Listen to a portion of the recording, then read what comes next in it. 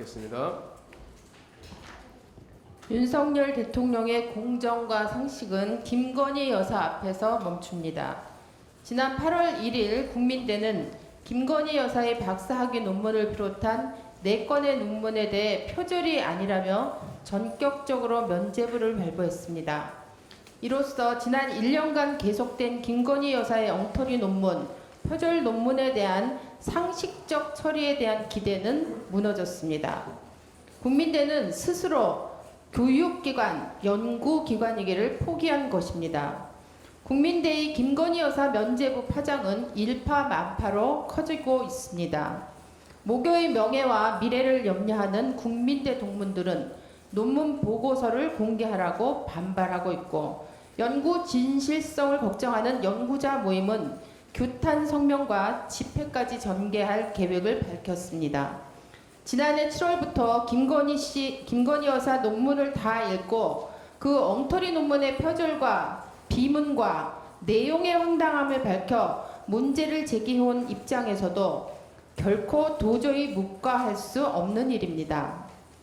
더구나 표절이 아니라는 국민대는 관련 회의록 제출을 거부하고 있습니다.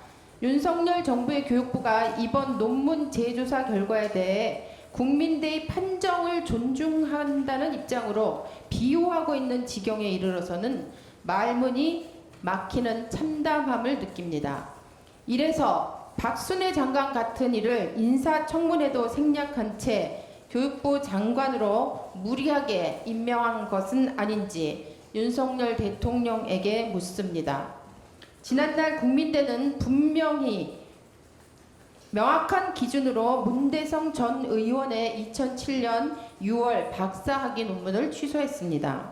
또 한국행정학회와 한국정치학회로부터 2001년, 2002년 논문들을 취소당하고 투고금지 징계를 받은 박순애 교육부 장관 사례도 있습니다.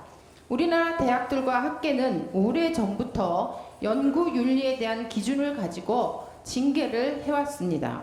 그런데 왜 김건희 여사 앞에서는 이런 기준이 무시되는 것입니까? 김건희 여사 앞에 넙죽 엎드린 곳은 국민대뿐만이 아닙니다.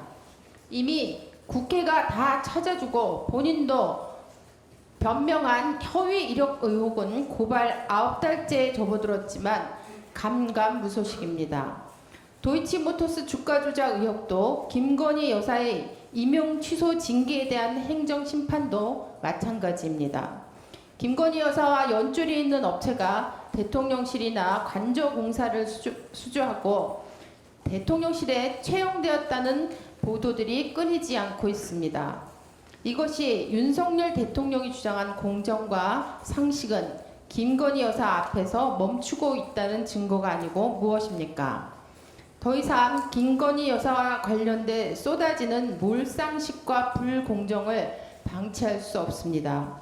국민이 받는 스트레스와 불쾌감, 우려가 더 이상 지속되게 할 수 없습니다. 김건희 여사를 둘러싸고 제기된 각종 불법과 비리 의혹을 밝히기 위한 김건희 종합특검이라도 필요할 지경입니다. 윤석열 정부는 김건희 여사 하나 지키려다가 정권의 안위가 무너질 수 있다는 점을 직시해야 합니다. 더불어민주당은 상식적으로 납득될 수 없는 김건희 여사 논문 재조사 결과에 대해서 반드시 진실을 밝히고 무너진 우리 공정과 상식을 되찾아 국민께 돌려드리기 위해 최선을 다할 것입니다. 이상입니다.